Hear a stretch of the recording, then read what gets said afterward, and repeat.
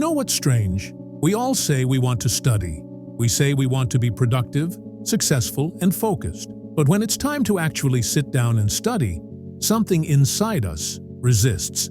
It's not laziness, it's addiction. You're just addicted to something else. Dopamine, the brain's pleasure chemical, the same one that makes people scroll endlessly, binge shows, or overthink. Your brain has been trained to chase instant pleasure, not delayed rewards. And that's why studying feels like torture. But here's the dark truth.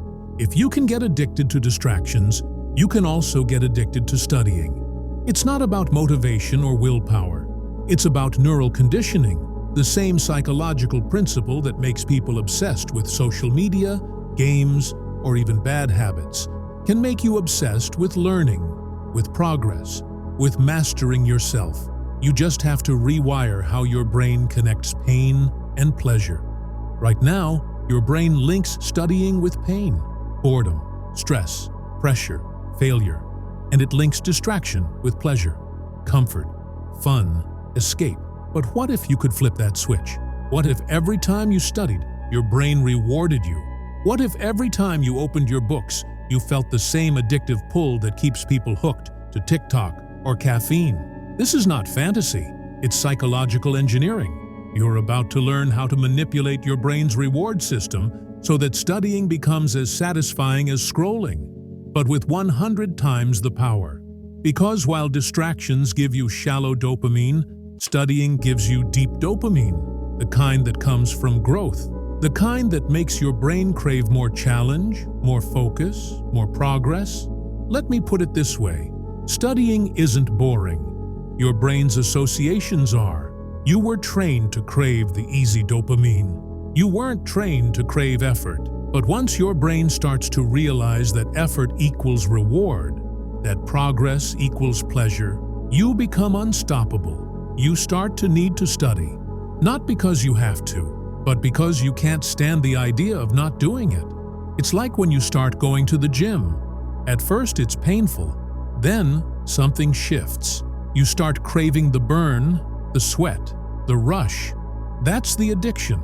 Your brain learns that the discomfort equals reward. The same thing can happen with studying if you trigger it the right way. And this is where most people fail. They think they need motivation, inspiration, or perfect conditions. They don't. They just need to hack their dopamine system. Because the truth is, the human brain doesn't care what it's addicted to. It only cares that it's getting dopamine. And once you start connecting that dopamine to studying, the game changes forever. Imagine waking up and actually wanting to study, feeling restless when you're not learning, feeling empty when you waste time. That's not fantasy, that's a reprogrammed brain. And once you cross that line, you'll never go back to being normal again. So if you're tired of forcing yourself to study, tired of fighting your own mind every single day, it's time to stop relying on motivation. It's time to use the same psychology that keeps billions addicted to useless things and weaponize it for your success. Because from this point forward, studying won't be your duty. It'll be your addiction. 1. Rewire the reward system. Turn pain into pleasure. Let's start with the truth. No one likes to admit. Your brain doesn't care about your goals. It only cares about what feels good right now.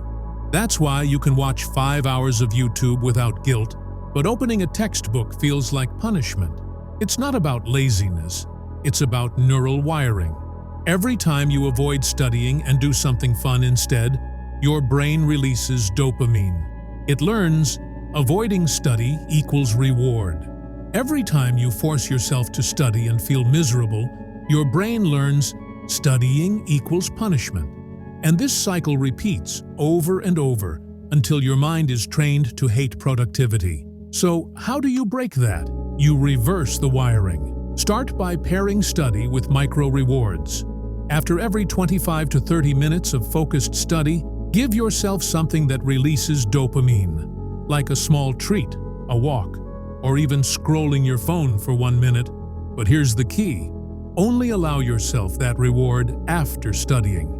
You're conditioning your brain, just like Pavlov trained dogs to drool at the sound of a bell. You're teaching your brain that focus equals reward. Do this repeatedly, and your brain starts craving study sessions. It's no longer punishment. It's the path to dopamine. You're not forcing yourself to study. You're training your pleasure system to respond to discipline instead of distraction. At that point, studying becomes a form of self-gratification. It feels good. It feels addictive.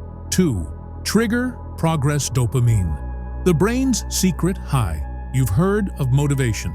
Dopamine, the one you get from notifications, compliments, or instant wins. But there's a far more powerful type, progress dopamine. It doesn't come from rewards. It comes from seeing yourself get better. When you study something difficult and suddenly understand it, your brain releases dopamine as a way of saying, you're evolving. But most people never feel this because they never track their progress. They just study blindly and feel stuck. Here's the manipulation. Make progress visible. Track how much you study, how many chapters you've finished, how long you focused without distraction. Use a visual chart or even a streak counter. Why? Because your brain gets addicted to completion. It loves visible growth. Every time you check something off or hit a new streak, you trigger dopamine, and your brain starts to want more. Think of it like leveling up in a game. Once your brain realizes it can level up in real life, it becomes obsessed with improvement. You'll start studying not because you have to, but because you need that next rush of progress. This is the addiction we're building, a craving for mastery. 3. The micro-start technique. Trick your brain into flow. State your brain hates starting big tasks because it overestimates the effort and underestimates the reward. That's why "I'll just study later" becomes your default lie. So instead of saying, "I'll study for 3 hours," say, "I'll study for 5 minutes." Why does this work? Because your brain can't resist low-resistance tasks. Once you start, the hardest part is already over. And here's the twisted beauty. Once your brain begins, it starts releasing dopamine as you progress. You enter the flow state, where time disappears, distractions fade, and your focus feels effortless. The 5-minute rule isn't about discipline, it's about neural ambush. You're tricking your brain into action. And once you're in motion, dopamine takes over. That's the secret. Don't wait to feel motivated. Start so small your brain doesn't have time to resist. Then ride the dopamine wave that comes after. Do this daily, and your mind starts craving that entry feeling, the spark of beginning. You become addicted not just to finishing tasks, but to starting them. 4. The identity loop. Make studying part of who you are. Here's a dark truth about the human mind. It will destroy itself to stay consistent with its identity. If you see yourself as lazy, your brain will subconsciously make you act lazy, because your ego wants to stay right. If you see yourself as a studious or focused person, your brain will bend reality to make it true. So the key isn't just to study, it's to become the kind of person who studies. Every time you finish a study session, tell yourself something simple, greater than, "I'm the kind of person who finishes what I start. I'm addicted to progress. My brain loves learning." This isn't affirmation fluff, it's identity programming. Your subconscious mind doesn't argue with repetition. It simply adapts. Once your brain accepts studying as part of who you are, resistance disappears.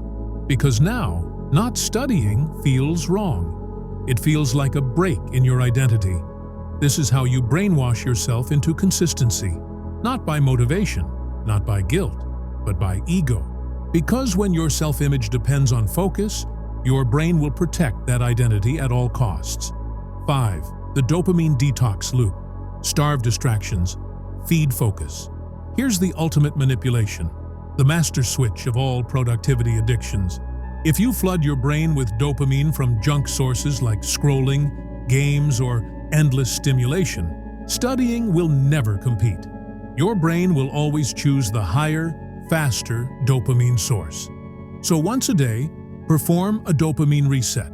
No phone, no notifications, No mindless entertainment, just silence, boredom, and focus. At first, it will feel unbearable, like withdrawal. That's because it is. Your brain is detoxing from cheap pleasure. But after 30 to 60 minutes, something happens. You begin to feel alive again. The small things, reading, thinking, solving problems, start giving you real satisfaction. That's your dopamine system recalibrating. You're lowering your tolerance to cheap dopamine so that studying becomes pleasurable again. You're starving distractions and feeding discipline. And after a few days, your brain will stop craving the noise. It'll crave growth. That's when you've won. That's when studying becomes your drug. You know what's funny? Most people will watch this entire video, nod their heads, feel inspired, and then go right back to scrolling. Their brain just tricked them again. It gave them dopamine for watching improvement, not doing it. But a few of you, the rare ones, will actually test this out. You'll start rewiring your brain. You'll feel that first spark of real focus, and suddenly, everything will click. You'll realize this is the real addiction you were missing. So here's my challenge. The next time your brain says, "I don't feel like studying," smile, because that's exactly when the rewiring happens. Now tell me in the comments, are you brave enough to get addicted to studying? Or will you let your dopamine own you? Your move.